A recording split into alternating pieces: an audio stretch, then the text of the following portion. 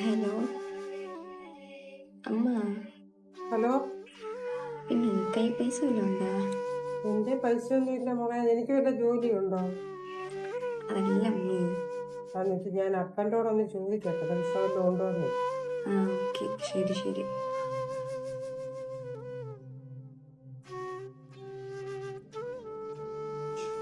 Hello അമ്മേ. Hello, പറ മോളെ. പിന്നെ അപ്പായോടൊന്ന് ചോദിച്ചേ, കൈ പൈസ വല്ലതും ഉണ്ടോന്ന്. അതെന്താ ഞാൻ തന്നാ പറ്റത്തില്ല നിനക്ക്? എന്നാ ഡയറക്റ്റ് വിട്ടേ. തരാമല്ലേ? സത്യം പറയാമേ, ജോലി എന്തെങ്കിലും കിട്ടിയ? ഇപ്പൊ പറയാൻ സൗകര്യമില്ല, തന്നെ പോയി കണ്ടുപിടിക്കും. ഓഹോ ശരിയാടേ, പറയണ്ട.